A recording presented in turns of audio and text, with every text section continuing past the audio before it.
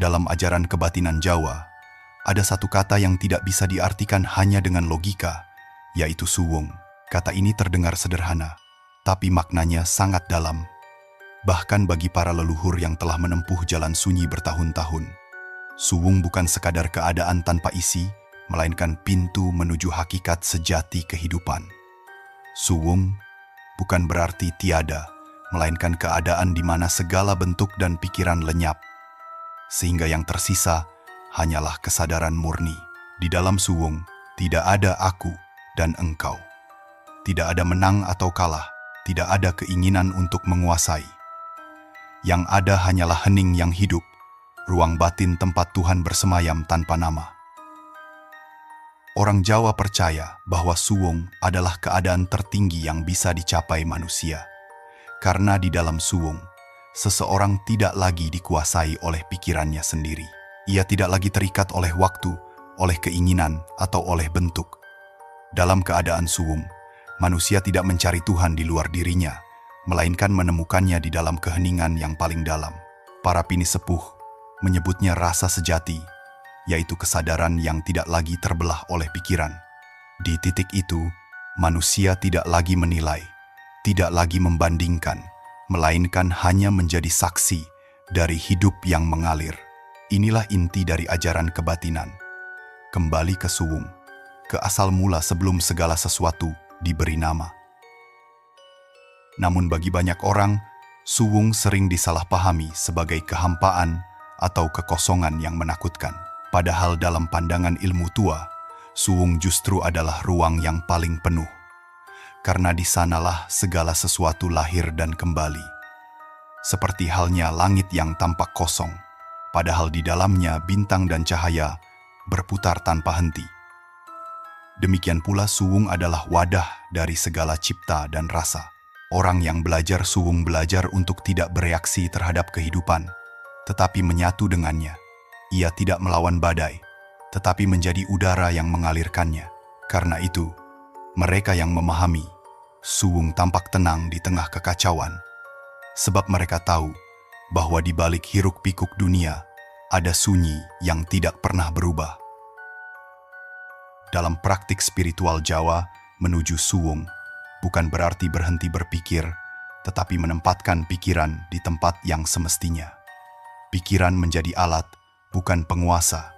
Disinilah seseorang mulai mengenal siapa dirinya yang sebenarnya.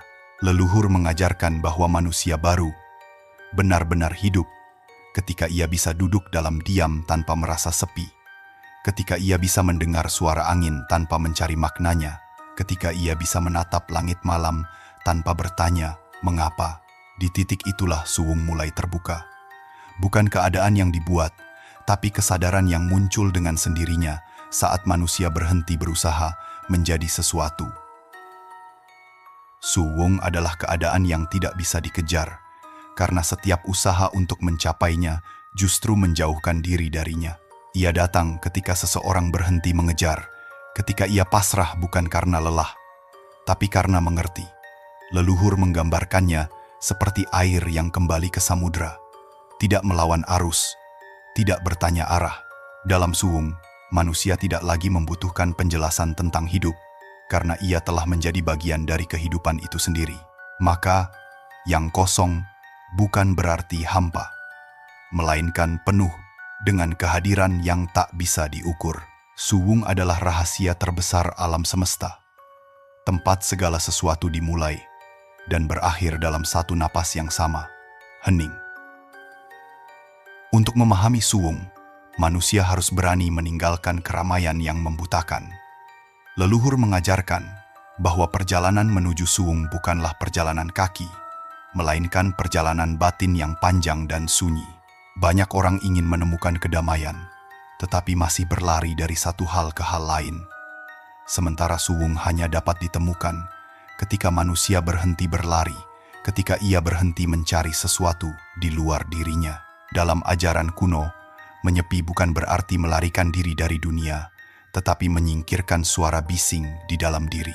Dunia luar bisa tetap ramai, namun bagi yang sudah mengolah batin, di dalam dirinya hanya ada satu suara, keheningan yang hidup. Disitulah Suwung mulai berbicara, bukan lewat kata, tetapi lewat rasa yang tak bisa dijelaskan.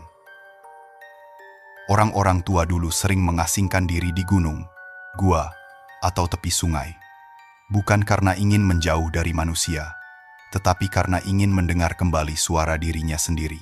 Dalam diam, mereka belajar bahwa segala kegelisahan berasal dari pikiran yang tidak pernah diam. Maka mereka menundukkan pikiran itu dengan sabar, mengajaknya diam bersama alam. Dalam kesunyian itu, perlahan mereka mulai mendengar detak jantung bumi, napas angin, dan bisikan air. Semua itu bukan hal mistis, tetapi bukti bahwa alam berbicara kepada mereka yang mau mendengarkan. Ketika manusia mampu diam, alam pun membuka rahasianya. Ketika manusia berhenti berbicara, Tuhan pun menjawab dalam bentuk rasa yang tidak bisa diterjemahkan dengan bahasa. Perjalanan menuju Suwung adalah perjalanan meluruhkan ego. Dalam keseharian, manusia sibuk menjadi sesuatu, ingin dikenal, ingin dihargai, ingin dianggap benar. Padahal semua itu hanya bayangan yang menutupi cahaya sejati dalam dirinya. Leluhur mengatakan, manusia tidak akan pernah menemukan Tuhan selama ia masih sibuk mempertahankan aku. Karena di balik kata aku, tersembunyi tembok yang memisahkan manusia dari sumbernya. Dalam Suwung, tembok itu runtuh. Tidak ada lagi aku, hanya ada kesadaran yang menyaksikan. Ketika seseorang sudah sampai di titik itu, ia tidak lagi merasa memiliki dunia, tetapi menyadari bahwa ia adalah bagian dari dunia itu sendiri. Ia tidak lagi mencari arti hidup, karena hidup itu sendiri sudah menjadi jawabannya. Namun perjalanan menuju Suwung bukanlah jalan yang mudah. Ia membutuhkan keberanian untuk menghadapi diri sendiri. Tidak semua orang sanggup duduk dalam sepi dan melihat wajah batinnya sendiri yang sebenarnya. Dalam keheningan, segala hal yang disembunyikan akan muncul.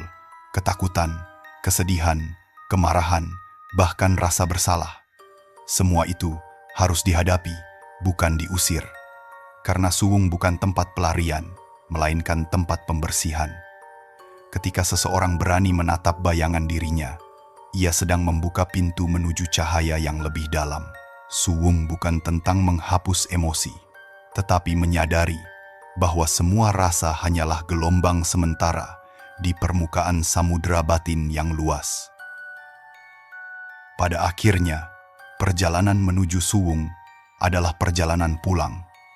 Bukan ke rumah, bukan ke tempat, tetapi ke asal mula diri, ke tempat di mana manusia dan alam tidak lagi terpisah, di mana doa tidak lagi berupa kata, tetapi napas yang menyatu dengan udara.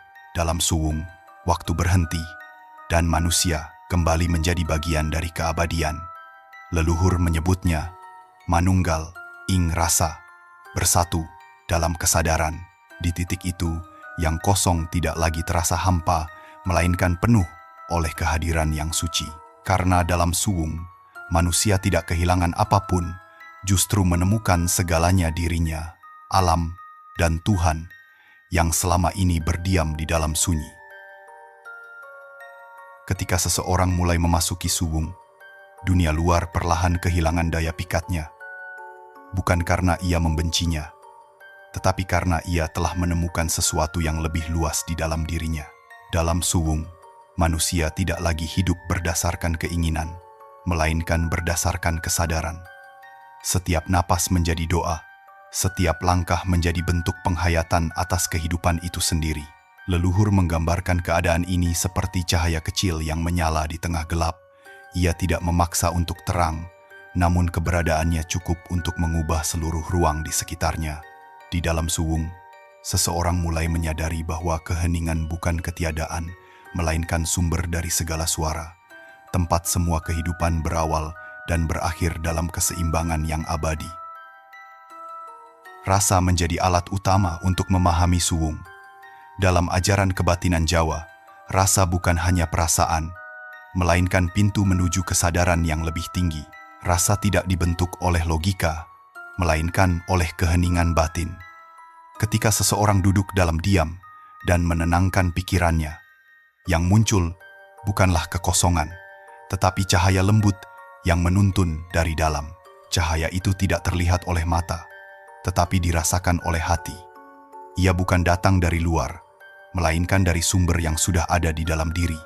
Sejak awal, di saat itu, seseorang tidak lagi berusaha memahami hidup karena ia telah menjadi bagian dari kehidupan itu sendiri. Inilah titik di mana suwung menjadi pengalaman, bukan lagi konsep.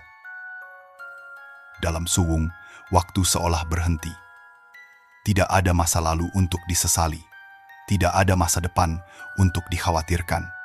Yang ada hanyalah saat ini, napas ini, detik ini.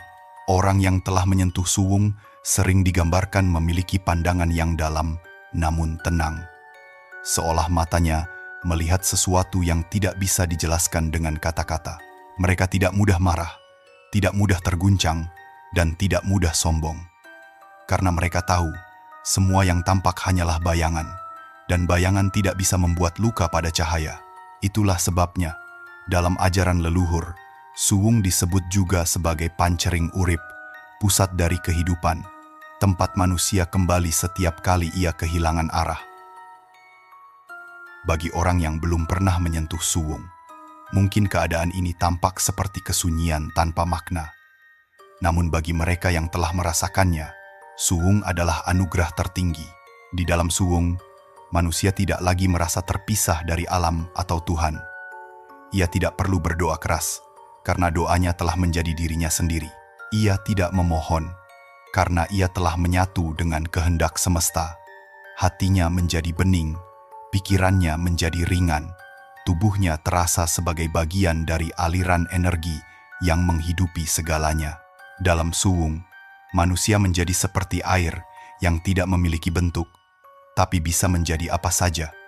Ia lembut, namun kuat, dan selalu mencari keseimbangan.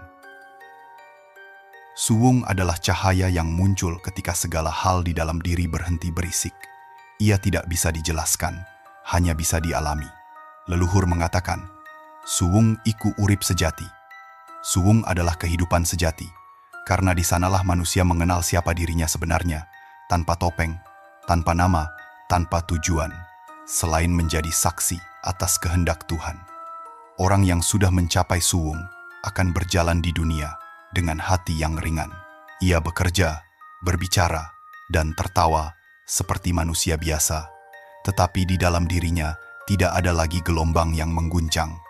Ia telah menjadi hening yang hidup, dan dalam keheningan itu, hidup menemukan bentuknya yang paling murni, penuh dalam kosong, abadi dalam diam. Leluhur mengajarkan bahwa suwung bukanlah keadaan yang hanya bisa dicapai di tempat sunyi atau dalam meditasi panjang. Suwung justru hidup di tengah kesibukan, di sela-sela napas yang sering terlupa. Ia bukan hasil dari meninggalkan dunia, melainkan dari kemampuan untuk hadir sepenuhnya di dalamnya. Suwung tidak melarang manusia bekerja, berbicara, atau mencinta, tetapi mengajarkan bagaimana melakukannya tanpa kehilangan kesadaran. Ketika seseorang mampu menjalani hidup tanpa terbawa oleh hiruk-pikuknya, maka ia sedang hidup dalam suwung. Orang seperti itu bisa tertawa tanpa kehilangan kedalaman, bisa menangis tanpa terikat pada kesedihan. Karena di balik semua emosi, ia telah menemukan ruang hening yang tidak pernah berubah. Dalam kehidupan sehari-hari, suwung bisa hadir dalam hal-hal sederhana. Saat seseorang meneguk air dengan penuh kesadaran, mendengarkan orang lain tanpa ingin menjawab, atau menatap langit sore tanpa berpikir apapun, sesungguhnya ia sedang menyentuh suwung. Leluhur menyebutnya eling lan waspada, ingat dan sadar. Ingat siapa dirinya, dan sadar atas apa yang sedang terjadi. Dua hal sederhana ini menjadi pintu untuk memasuki suwung di tengah rutinitas. Karena sejatinya, yang membuat manusia jauh dari suwung bukanlah dunia luar, melainkan pikirannya sendiri yang tidak pernah diam. Begitu manusia berhenti menentang hidup, suwung pun hadir seperti udara yang sudah ada sejak awal, namun baru terasa ketika kita berhenti berlari. Orang yang hidup dalam suwung tidak tampak berbeda dari manusia lain, tetapi ada sesuatu yang tak bisa dijelaskan dalam tatapan dan ucapannya. Setiap kata yang keluar dari mulutnya terasa tenang. Setiap gerakannya membawa damai, bukan karena ia berusaha menenangkan, melainkan karena ia sudah menjadi ketenangan itu sendiri. Dalam ajaran kebatinan Jawa, ini disebut urip kang nyawiji, hidup yang menyatu. Ia tidak memisahkan antara dunia spiritual dan dunia nyata, karena baginya semua adalah satu kesatuan yang saling menuntun. Ketika bekerja, ia berdoa. Ketika berbicara, ia mendengarkan. Ketika diam, ia menghidupkan. Di sanalah letak kekuatan Suwung, diam yang justru memberi kehidupan. Suwung tidak berarti manusia berhenti berbuat. Justru, dari Suwunglah lahir tindakan yang murni, bebas dari ego dan keinginan pribadi. Tindakan yang lahir dari Suwung adalah tindakan yang selaras dengan kehendak semesta. Ia tidak memaksa, tidak menentang, dan tidak terburu-buru. Dalam keadaan ini, manusia menjadi alat Tuhan yang sadar, bukan boneka yang dikendalikan oleh nafsu dan rasa takut. Ia bekerja bukan untuk pujian, berbicara bukan untuk didengar, dan mencinta bukan untuk memiliki. Semua dilakukan sebagai bentuk pengabdian kepada kehidupan itu sendiri. Leluhur percaya, ketika seseorang bisa bertindak tanpa menuntut hasil, maka ia telah mencapai Suwung dalam perbuatannya. Hidup dalam Suwung adalah hidup dalam keseimbangan. Dunia luar boleh bergerak cepat, tapi di dalam dirinya ada ruang sunyi yang tak terusik. Ia bisa menghadapi masalah tanpa kehilangan kedamaian. Bisa berada di tengah keramaian tanpa kehilangan diri. Seperti samudera yang tetap tenang meski gelombang berdebur di permukaannya, demikianlah batin orang yang telah mengenal Suwung. Ia tidak berusaha menjadi apapun, karena ia tahu dirinya adalah bagian dari segalanya. Di titik ini, Suwung bukan lagi ajaran, tetapi cara hidup. Diam bukan berarti berhenti, melainkan mengizinkan kehidupan berjalan sebagaimana mestinya, dengan keindahan dan misterinya sendiri. Di puncak perjalanan batin manusia, Suwung bukan lagi sekadar hening, tetapi menjadi cahaya yang menyinari tanpa sumber. Ia tidak datang dari luar, melainkan lahir dari kedalaman diri yang telah bersih dari segala bentuk keinginan. Leluhur menggambarkannya sebagai padhang tanpa surya, terang tanpa matahari, sebuah cahaya yang tidak menyilaukan, tetapi menuntun. Dalam keadaan itu, manusia tidak lagi mencari Tuhan, karena ia telah menjadi pantulan dari keberadaan Tuhan itu sendiri. Ia tidak lagi berdoa dengan kata, karena hidupnya telah menjadi doa. Setiap gerak, setiap napas, dan setiap detik yang dijalani adalah bentuk penyembahan paling murni, karena tidak ada lagi jarak antara yang menyembah dan yang disembah. Suwung di tahap ini adalah keadaan di mana dualitas lenyap. Tidak ada lagi baik dan buruk, atas dan bawah, luar dan dalam. Semua menjadi satu kesadaran utuh yang tak terbagi. Orang yang telah sampai di sini tidak akan menyombongkan pencapaiannya, karena ia tahu tidak ada yang dicapai. Ia tidak merasa suci, karena ia tahu kesucian tidak dapat dimiliki. Ia hanya menjadi seperti air yang tidak memilih wadahnya, seperti angin yang berhembus kemana saja tanpa rencana. Demikianlah manusia yang hidup dalam Suwung sejati. Ia bebas, bukan karena tak ada batas, tapi karena ia telah menyadari bahwa batas hanyalah ilusi dari pikiran yang belum tenang. Dalam Suwung yang sejati, manusia tidak lagi takut pada kematian, karena ia tahu bahwa tidak ada yang benar-benar berakhir. Hidup dan mati hanyalah dua sisi dari napas yang sama. Ketika napas masuk, ia hidup. Ketika napas keluar, ia kembali. Semua terjadi di dalam keheningan yang sama. Leluhur mengatakan, orang yang mengenal Suwung tidak akan terguncang oleh kehilangan, karena ia tahu bahwa semua yang pergi sebenarnya tidak pernah hilang. Mereka hanya berpindah bentuk, dari wujud menjadi cahaya, dari kata menjadi hening. Di titik ini, Suwung bukan lagi jalan spiritual, melainkan kesadaran kosmis. di mana manusia menyatu dengan getaran kehidupan itu sendiri. Bagi manusia yang telah sampai pada Suwung, dunia ini bukan lagi tempat ujian, tetapi taman kesadaran. Ia melihat segala sesuatu dengan mata kasih, karena ia tahu semuanya adalah bagian dari dirinya. Tidak ada lagi musuh, tidak ada lagi pertentangan, hanya aliran hidup yang berjalan sebagaimana mestinya. Dalam keadaan ini, segala sesuatu tampak indah, bahkan kesedihan sekalipun. Karena di balik setiap peristiwa, ada pelajaran untuk kembali pulang kepada Suwung. Ia tersenyum kepada dunia tanpa harus berbicara, dan dunia pun tersenyum kepadanya. Inilah rahasia yang hanya diketahui oleh mereka yang telah benar-benar hening. Dan ketika akhirnya manusia melebur dalam Suwung, yang tersisa hanyalah cahaya. Tidak ada lagi nama, tidak ada lagi bentuk, tidak ada lagi aku, hanya kesadaran yang luas dan lembut, seperti langit yang menampung segala awan tanpa menolak satupun. Di titik itu, manusia tidak lagi memerlukan jawaban, karena ia telah menjadi jawaban itu sendiri. Leluhur menyebut keadaan ini sebagai Manunggal ing Suwung, bersatu dalam kekosongan yang penuh makna. Di sanalah hidup mencapai makna tertingginya, di mana kosong menjadi penuh, hening menjadi cahaya, dan manusia kembali menjadi bagian dari keabadian yang tidak pernah berawal dan tidak akan berakhir. Saat sunyi mulai berbicara, di sanalah Suwung menyentuh jiwamu. Kau mungkin merasa kosong, tapi justru disitulah segalanya berawal. Karena dalam diam, ada kehidupan yang tak pernah padam. Dan dalam Suwung, ada cahaya yang tak pernah redup. Bila hatimu tenang mendengar kisah ini, itu tandanya ruh leluhurmu sedang bergetar, memanggilmu untuk kembali mengingat siapa dirimu. Berlanggananlah, dan biarkan kisah-kisah tua ini terus hidup di antara kita. Jadilah bagian dari mereka yang memilih hening bukan karena takut dunia, tapi karena telah mengenali dirinya sendiri, ruh leluhur, di mana doa masa lalu bertemu dengan kesadaran masa kini.